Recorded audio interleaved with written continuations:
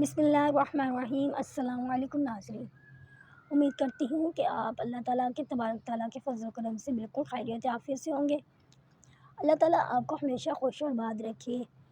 اللہ تعالیٰ آپ کو کبھی کسی کا محتاج نہ کرے، آمین یا رب العالمین۔ ہمارے پیارے بہنوں اور بھائیوں، اگر آپ میرے چینل پہ نہیں ہوئے ہیں تو جلدی سے میرے چینل کو سبسکرائب کر دیں، ساتھ ہی بیل کے بٹن کو دبا دیں تاکہ میری ویڈیو کی اپڈیٹ آپ کو ملتی رہے۔ ہمارے پیارے ناظرین، آج میں آپ کو جو وظیفہ بتانے والی ہوں وہ رزق اور دولت کو حاصل کرنے کا وظیفہ ہے، ٹھیک ہے۔ یہ جو وظیفہ بتانے والی ہوں یہ بہت ہی مجرب اور پاورفل وظیفہ ہے، اور یہ وظیفہ ہے دولت اور رزق کو حاصل کرنے کے لیے، ٹھیک ہے۔ تو انشاءاللہ اگر آپ ویڈیو کو دیکھنے کے بعد یہ عمل کر لیتے ہیں تو اللہ تعالیٰ کے فضل و کرم سے آپ کے گھر میں دولت ہی دولت آنا شروع ہو جائے گی، ہر طرح کی تنگی اور بے روزگاری انشاءاللہ ختم ہو جائے گی۔ ناظرین، رزق تو ایک ایسی نعمت ہے جس کی تقسیم کا ذکر اللہ نے اپنے ہاتھ میں خود لیا ہے۔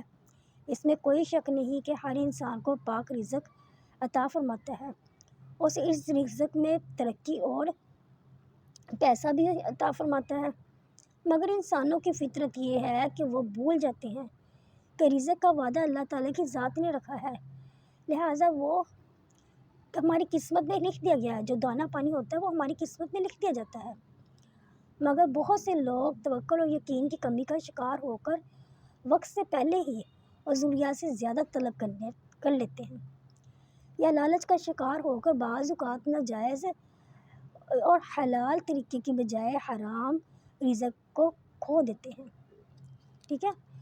یعنی کہ جو انسان ہوتا ہے نا وہ لالچ کرتا ہے کہ وہ حلال کا رزق کمانے کی بجائے نا حرام کا رزق کما کر کھانا شروع ہو جاتا ہے، لالچ کر لیتا ہے، ٹھیک ہے۔ ہمارے نبی پاک صلی اللہ علیہ وسلم نے حلال رزق کمانے کے بہت سے اصول بتائے ہیں۔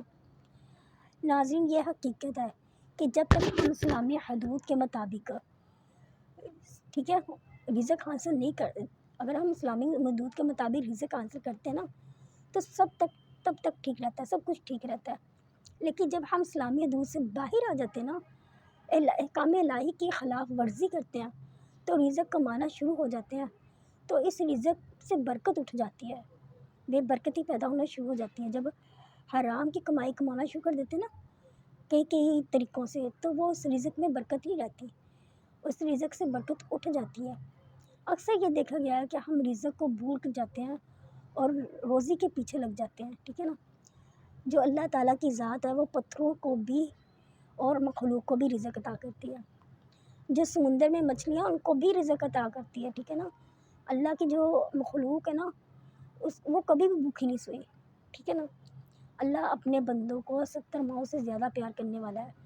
اگر آج ہماری ماں پیار نہیں نہ کرتی تو اللہ 70 ماؤں سے زیادہ پیار کرنے والا ہے۔ وہ کبھی اپنے بندوں کو بھوکا نہیں سونے دیتا۔ ہر انسان وہ امیر ہے یا غریب رزق کھا کے روٹی کھا کے ہی سوتا ہے۔ تو ناظرین، آج جو میں وظیفہ بتانے والی ہوں وہ رزق کے حوالے سے اور دولت کے حوالے سے ہے۔ اگر آپ اس کو کر لیتے ہیں تو رزق خود بخود آپ کے پیچھے آنا شروع ہو جائے گا۔ لوگ جانتے ہیں، اکثر آپ نے دیکھا ہوگا کہ لوگ رات کو دیر تک جاگتے ہیں، ٹھیک ہے، صبح کو دیر سے اٹھتے ہیں، ان کی زندگی کا معمول بن گیا ہے۔ اگر آپ یہ عمل کرنا چاہتے ہیں تو آپ لوگوں کو بتانے جا رہی ہوں کہ یہ ایک چھوٹی سی شرائط ہے میری، ٹھیک ہے نا۔ اگر آپ نے یہ عمل کرنا ہے تو ایک چھوٹی سی شرائط یہ ہے کہ آپ نے رات کو جلدی سونا ہے اور صبح جلدی اٹھنا ہے، کیونکہ یہ جو وظیفہ بتا رہی ہوں آپ لوگوں کو، یہ عمل جو آپ لوگوں کو کرنا ہے یہ صبح نماز فجر کی ادا کرنے کے بعد کرنا ہے۔ اس لیے آپ جلدی سو جائیں گے نا، صبح جلدی اٹھیں گے تو پھر یہ عمل کر سکتے ہیں آپ۔ تو میری آپ لوگوں سے گزارش ہے، آپ رات کو جلدی سو جا کریں اور جلدی اٹھا کریں۔ اگر آپ رات کو جلدی سوئیں گے نا تو جو آپ کا بڑھاپا ہوتا ہے نا وہ دیر سے آئے گا، ٹھیک ہے۔ اور اگر آپ جلدی صبح اٹھتے ہیں نا تو جو انسان کی عمر ہوتی ہے نا وہ دراز ہوتی ہے، یہ بڑوں کا کہنا ہے، یہ حقیقت ہے اور یہ بات بھی سچ ہے۔ تو اس لیے آپ لوگوں سے گزارش ہے کہ آپ لوگوں نے رات کو ٹائم سے سونا ہے، 9 کلوک نماز پڑھ کے سارے کام کر کے سو جائیں، اور صبح انشاءاللہ جب آپ اٹھیں گے آپ کی نیند بھی پوری ہو جائے گی اور خود بخود آپ کی فجر کے ٹائم آنکھ بھی کھل جائے گی، ٹھیک ہے۔ اب آپ نے یہ عمل کیا کرنا ہے، آپ نے فجر کی نماز کے بعد یہ عمل کرنا ہے جو میں آپ لوگوں کو بتانے جا رہی ہوں۔ اس کے ساتھ ساتھ میں آپ لوگوں کو ایک دو باتیں اور بتاؤں گی کہ اس عمل کو کرنے سے نا آپ کے بہت زیادہ فائدے حاصل ہونے والے ہیں، ٹھیک ہے نا۔ تو یہ ایک چھوٹا سا وظیفہ ہے، جسٹ آپ نے کیا کرنا ہے، نماز فجر ادا کرنے کے بعد آپ نے یہ نماز پہ بیٹھ جانا ہے، ٹھیک ہے۔ آپ نے کوئی بھی تسبیح لے لینی ہے، کاؤنٹر والی لے لیں یا دوسری لے لیں جو آپ کے پاس اویلیبل ہو۔ اس کے بعد آپ نے اول آخر 11 مرتبہ درود ابراہیم پڑھنا ہے، ٹھیک ہے۔ درود ابراہیم پڑھنے کے بعد آپ نے پڑھنا ہے، جو لفظ آپ نے پڑھنا ہے وہ یہ پڑھنا ہے، یا عظیم یا حیو، یا عظیم یا حیو۔ جو آپ نے لفظ پڑھنا ہے نا وہ پڑھنا ہے یا عظیم یا حیو۔ یہ آپ نے 1 یا 2 تسبیح کر لینی ہے، ٹھیک ہے۔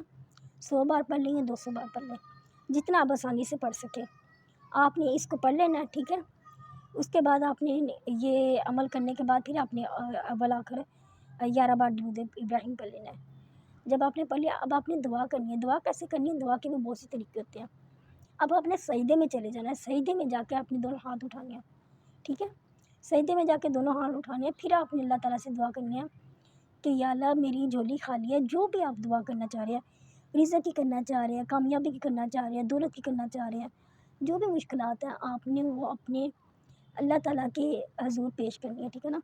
آپ نے جیسے آپ کی اپنی جیسے آپ مما کو کہتے ہیں نا، ضد کرتے ہیں کہ مجھے یہ چیز ہر حال میں چاہیے، اسی طرح آپ نے اللہ تعالیٰ سے اپنی دعا کے لیے کہنا ہے، ٹھیک ہے نا۔ اپنی طلب کرنی ہے چیز کی، جو کہ آپ کی حاجت ہوگی انشاءاللہ وہ قبول ہو جائے گی۔ دعا کے بہت سے طریقے ہیں، میں آپ لوگوں کو اگلی ویڈیو میں بتاؤں گی، ٹھیک ہے، کہ کون سے وظیفے کے ساتھ کیسے دعا کی جائے، ٹھیک ہے۔ تو آپ نے اس طرح دعا کرنی ہے، کم از کم آپ نے 5-10 منٹ تک دعا کرنی ہے۔ بہت سے ایسے ہوتے ہیں ناظرین جو نماز پڑھ لیتے ہیں، ٹھیک ہے، وہ دعا 2 منٹ میں مانگ کے اٹھ جاتے ہیں، ٹھیک ہے۔ نہیں، آپ نے ایسے نہیں کرنا۔ نماز میں جب دعا مانگتے ہیں نا تو دعا بڑی پیار سے مانگنی چاہیے، ٹھیک ہے نا۔ ایسے مانگو کہ جیسے ابھی آپ کو ہر چیز ملنے والی ہے، بڑی خلوص سے بڑی پیار سے مانگنی چاہیے۔ تو سجدے میں جا کے آپ نے اللہ سے مانگنا ہے، ٹھیک ہے نا۔ کہنا یا اللہ تیرے سوا کوئی بھی نہیں، ایک تیری ذات ہے جو تو نے مجھے دینا ہے، ٹھیک ہے نا۔ تو یا اللہ تو نے نہیں مجھے دینا تو کس نے دینا ہے؟ تو کیوں نہیں ہے؟ جب آپ اللہ سے ایسے طلب کرو گے تو انشاءاللہ آپ کی دعا قبول ہو جائے گی، اسی ٹائم ہو جائے گی۔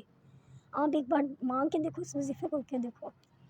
میں نے خود یہ وظیفہ کیا ہے، ٹھیک ہے، میں آپ لوگوں سے اس لیے شیئر کر رہی ہوں، آپ لوگوں کو بتا رہی ہوں، آپ لوگوں کا فائدہ ہو، کیونکہ میں نے ایسے یہ وظیفہ کیا تھا، عمل کیا تھا اور میں نے دعا مانگی تھی، تو انشاءاللہ جو بھی میری وہ تھی نا حاجت، وہ شام تک میری حاجت قبول ہو گئی تھی۔ یقین مانے وہ معجزہ دیکھ لیں یا جو بھی دیکھ لیں، تو انشاءاللہ آپ نے بھی بڑی عاجزی کے ساتھ مانگنی دعا، ٹھیک ہے۔